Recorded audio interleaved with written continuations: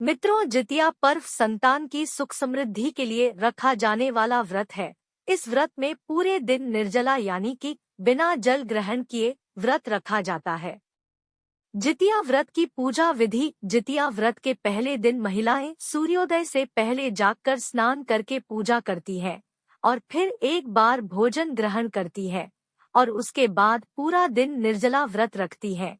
इसके बाद दूसरे दिन सुबह सवेरे स्नान के बाद महिलाएं पूजा पाठ करती हैं और फिर पूरा दिन निर्जला व्रत रखती हैं। व्रत के तीसरे दिन महिलाएं पारण करती हैं। सूर्य को अर्घ्य देने के बाद ही महिलाएं अन्न ग्रहण कर सकती हैं। मुख्य रूप से पर्व के तीसरे दिन झोर भात, मरुआ की रोटी और नोनी का साग खाया जाता है। अष्टमी को प्रदोष काल में महिलाएं जीमूतवाहन की पूजा करती है। जीमूतवाहन की कुशा से निर्मित प्रतिमा को धूप दीप, अक्षत, पुष्प, फल आदि अर्पित करके फिर पूजा की जाती है। इसके साथ ही मिट्टी और गाय के गोबर से सियारिन और चील की प्रतिमा बनाई जाती है। प्रतिमा बन जाने के बाद उसके माथे पर लाल सिंदूर का टीका लगाया जाता है। पूजन समाप्त होने के बाद जीवित पुत्रिका व्रत की कथा सुनी जाती है। जितिया व्रत चील सियार की कथा।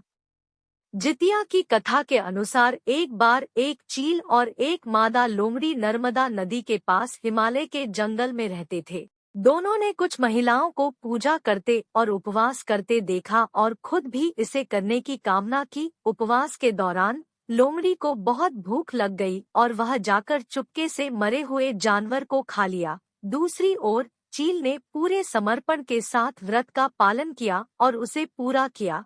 अगले जन्म में दोनों ने मनुष्य रूप में जन्म लिया। चील के कई पुत्र हुए और वह सभी जीवित रहे, लेकिन सियार के पुत्र होकर मर जाते थे। इससे बदले की भावना से उसने चील के बच्चे को कई बार मारने का प्रयास किया, लेकिन वह सफल नहीं हो गई। बाद में चील ने सियार को अपने पूर्व जन्म के जितिया व्रत के बारे में बताया।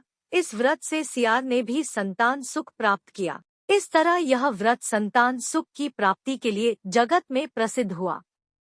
जितिया व्रत जीमूतवाहन की कथा। इस कथा के अनुसार जीमूतवाहन गंधर्व के बुद्धिमान और राजा थे। जीमूतवाहन शासक बनने से संतुष्ट नहीं थे और परिणाम स्वरूप उन्होंने अपने भाइयों को अपने राज्य की सभी जिम्मेदारियां दी और अपने पिता की सेवा के लिए जंगल चले गए। एक दिन जंगल में भटकते हुए उन्हें एक बुढ़िया विलाप करती हुई मिलती है। उन्होंने बुढ़िया से रोने का कारण पूछा। इस पर उसने उसे बताया कि वह सांप नागवंशी के परिवार से है और उसका एक ही बेटा है।